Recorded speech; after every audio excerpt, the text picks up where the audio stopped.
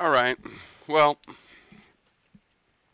so here's the thing uh, I want to talk about right at the moment. Oh, that's right. I'm streaming.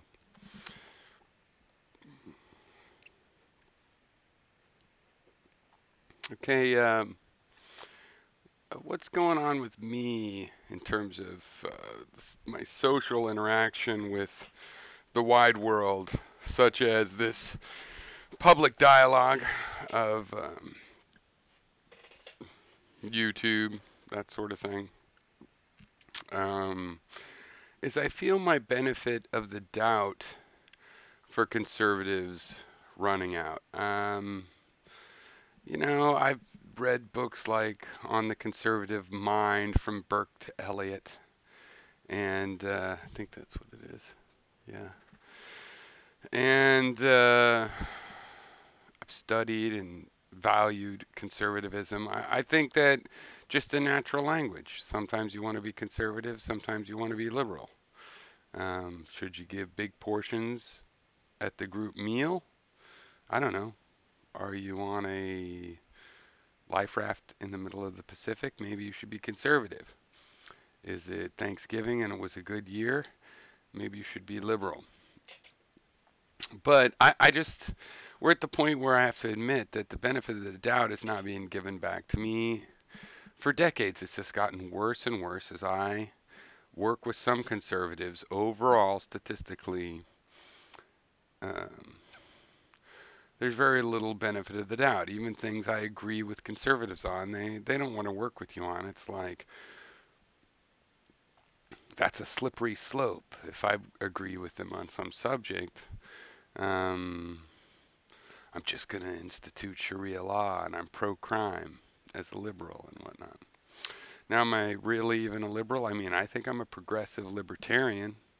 I believe in the John Stuart Mill model of liberty and that it's not just the government and the legal aspect, there's a social aspect and so on and so forth. I'm not the kind of libertarian that people think of under the label of libertarian, like I'm anti-taxitarian and stuff. No, I'm for liberty. You can measure it. Freedom of motion, freedom to try and do things, both to have the power and the resources to try them, and also if you do have the power and resources,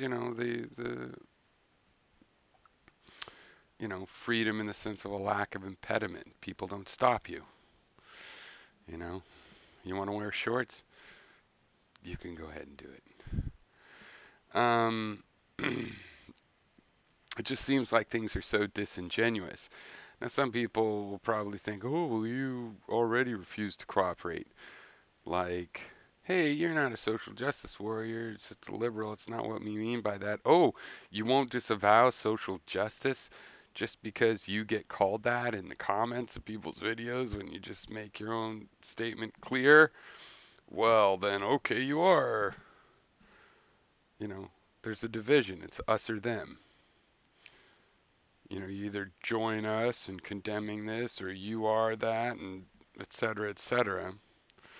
And of course, I'm not going to yield to that kind of demand. I just have my own political position. There's no way to lie or morph that into some other position.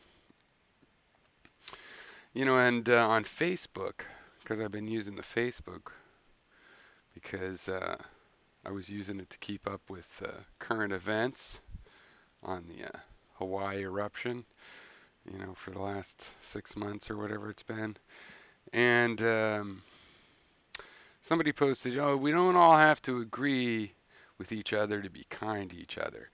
Yeah, well, what if what we disagree on is whether you should torture political prisoners? Oh, we can be kind to each other. What if what you disagree on is whether people coming here to legally seek asylum, here being the United States, what if you disagree on whether they should have their children imprisoned separately from them and imprisoned? What if that's what you disagree on? What if you disagree on whether you should torture you're prisoners of war. We can still be kind to each other. That's difficult. What if we disagree on what counts as rape? What's inappropriate? What boys will be boys should be meant to forgive automatically? Kant's categorical imperative has a lot of philosophical problems, but it has the advantage of being a rule by which it's like gives you permission to have any personality that if everybody had it, it would still be okay. So, like, if everybody believes you could kill whoever stands in your way, that's not going to work out because everybody's going to be killing everybody else. But if everybody thinks that it's okay to state your opinion and argue for what you believe in and try to make that the fact, but you have to give in to democracy, and, then there's a balancing effect. Now, I think there's a problem with that in that we're not all the same.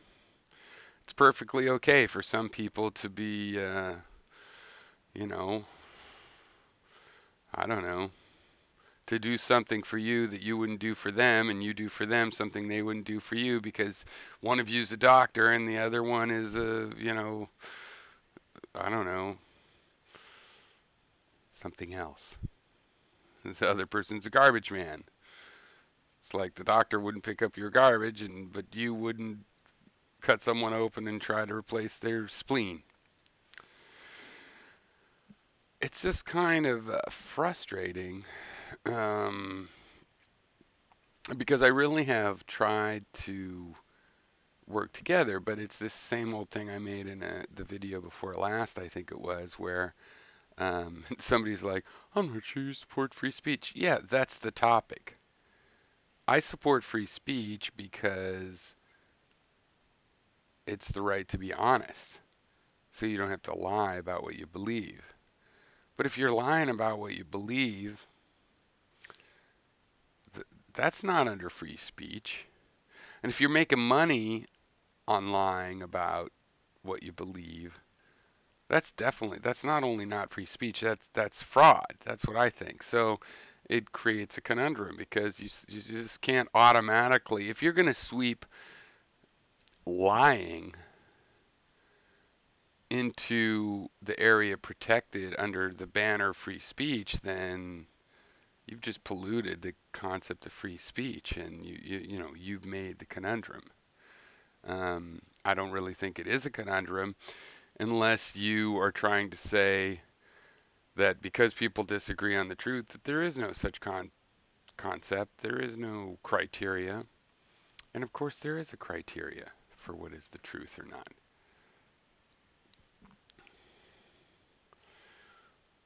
But what is it? Who's to say? Well, basically reality says, things either triangulate out into reality and conform with experiences or not. Now, granted, we're going to have some differences just based on our taste, and those are going to be significant differences. Like, it really bothers me right now that people seem to have this attitude, and again, this is definitely on both sides, that you don't agree with me because you're just not listening. If you'd listen and study, then of course you'd agree with me. And it's like, no, because we have different goals, right? Like, regarding immigration, the, that cities would have every kind of food from around the world. Thai food, Ethiopian food, French food even, English food for God's sake, even if somebody wanted it. That it would have all these different kinds of foods. That's a valuable thing. What would you be willing to put up with because of that? Like, am I willing that if we allow Thai immigration, so we have a lot of good Thai restaurants in the places that Thai people, immigrants, want to live, then a couple Thai criminals are going to sneak in. Is that worth it? Yeah, totally. We already have criminals. We can deal with the criminals when they commit crimes and whatnot. We notice and we catch them, and totally worth it because we already had criminals. The criminals didn't give us any good restaurants, the American criminals. So, if anything, it's like, okay, we'll just deal with that. But other people wouldn't think that. They're like, I don't even like Thai food. So, no Thai criminals because we don't get anything we want. Well, that's two different frames of mind. And it's not because one side is uninformed. I agree. I think the conservative side of things right now it's a mix between incredibly ill-informed and also just doesn't care, apathetic. However, that's not why we have the differences. There's plenty of intelligent people that, for whatever emotional or their tastes or whatever the reason is, people of high IQ, intelligent by whatever quotient you want to assign, have differing views. That's not the fundamental reason that we have the different views. Okay. So you're not going to explain everything that you've seen in President Trump and suddenly we're all going to come around. No, and so in order to imagine that our philosophy no longer affects the democracy, it no longer affects the republic, the democratic republican process,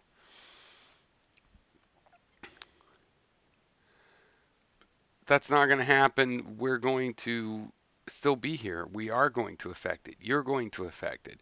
The idea that it's just a matter of some sort of evidence or convincing, no, it's a matter of taste. What kind of security are we concerned with? Like, conservatives are very concerned with security from immigrants fighting whatever it is that terrorism is.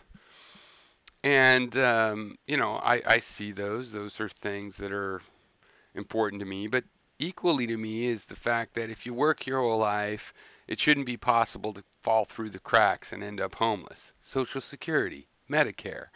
If you want to be an entrepreneur, it shouldn't be impossible to get health insurance as an individual. You should be able to be in the group that your nation is, and pay the price that it really takes in terms of statistics and accounting to cover you uh, with a spread out risk a la insurance. You should be able to, be an entrepreneur. And you shouldn't have to have a rich daddy or anything like that to do it. Um, that's how I feel. Other people feel differently, like, um, whatever, however they feel. I know I'm in the system with them. Do they know that they're in the system with me? I don't really think so. The other thing is, I think I understand where conservatives are coming from. I don't assume all pro-life people are like, they hate women and want to control their bodies. No, I see that as a ramification from my view of what they want to do, but from their point of view, I can totally imagine that no, they really think, oh, it's a murder. They're interpreting it that way. I can see why. Do they understand mine? No. I had somebody explain to me recently, somebody that knows me relatively well for years, in explaining, they had posted a video about Obama cartoon that made it look like he was some big socialist and just wanted to give everybody's money away. And it's like if he was a socialist, he would have nationalized the banks, not bailed them out. Period. And I was just like, well, that's kind of ridiculous. And then they heartfelt explained to me a story about people they knew from the Soviet Union back in the late 60s, early 70s or whatever, where how bad it was in the Soviet Union. So they think that I'm arguing for the Soviet Union system. And just by explaining how bad it was, that I'll see why not privatizing Social Security and not imprisoning children that whose parents have legally filed for asylum, and right, they think my philosophy is that I want to impose Stalinism. And all they have to do is explain why Stalinism wasn't very good. But no, I'm not trying to impose Stalinism. I've never praised the Soviet Union. Wanting to have social security and social services like that is not about imposing Stalinism. And when you think that, okay, hey, I want free college education at state universities, there'd still be private institutions. And you go, well, that's what? That's like the Soviet Union because there's just not that amount of money. You'd have to go steal it from somebody. And then they spend the $80 billion it would take to do that on the military, which is already the most powerful and biggest military in the world. You know, it's like a middle class house with $100,000 worth of guns saying, well, I'm gonna buy another $40,000 worth of guns this year and next year and the year after, instead of pay for my college education for my children. It's a decision where, yeah, you might make that decision, but the fact that I would rather spend the extra 80 billion on free college education, it's not because I'm a Leninist. And so yeah, that's pretty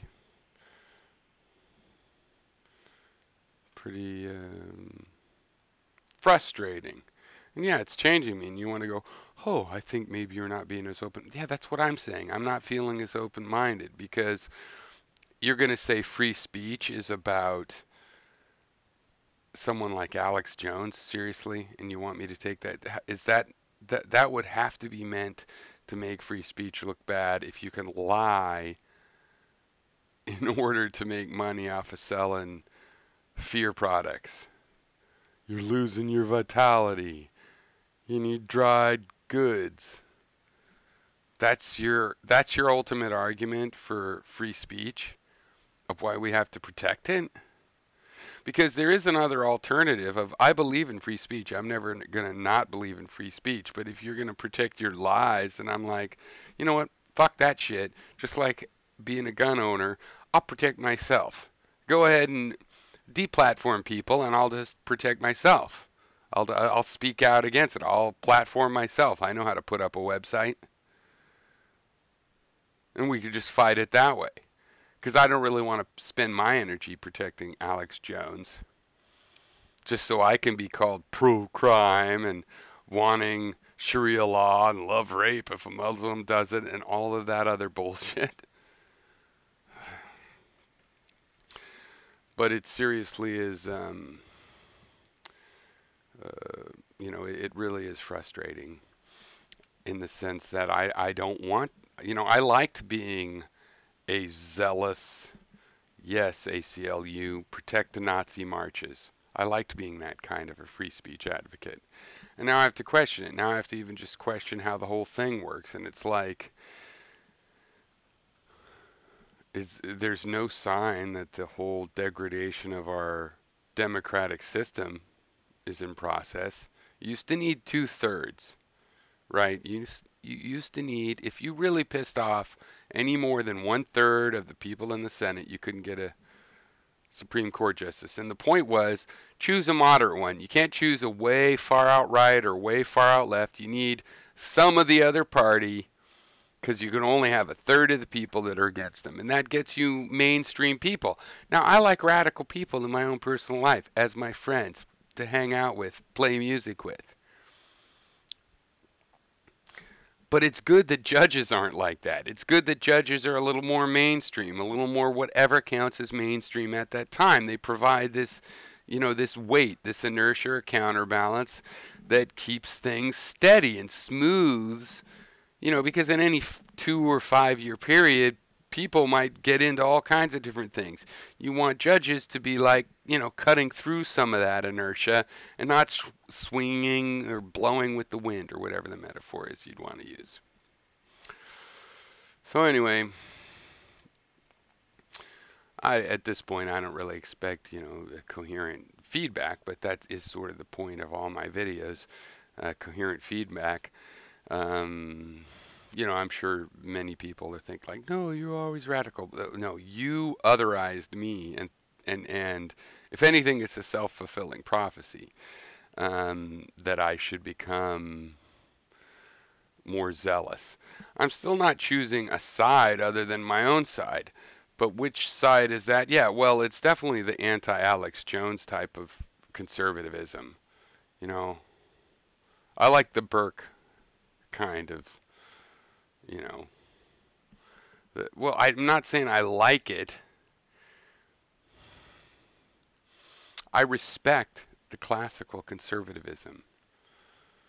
Uh, And I don't believe that that conservatism wants some sort of radically conservative or liberal judge, because it's kind of like the original conservatism before there was democracy out there is sort of like we want to evolve past having birthright monarchy. We want to go where there's some sort of meritocracy, people that have succeeded in, the industrialists, some sort of meritocracy where people prove they have something that people want and get, some of their power that way, and they share it with other such people. But we don't want to just like annihilate the monarchy, even though we want to evolve past it. There's a gradual conservative approach to progress. The conservatives originally are kind of progressive, but they don't want to just trash history or their cultures or anything, but they do want to evolve them. I don't see how putting radicals in the court, like people that don't think that think the president is above the law. And what is it with conservatism? Like, you're not going to want the next Democrat to be above the law. If anything, it should be the other way around. Like, there's an automatic investigation for presidents during their whole 4 years. Somebody to keep an ombudsman. But whatever. Let me see. Probably nobody's watching. Let me see. Is there anybody commenting? No. Okay. Anyway, that's your video for this month.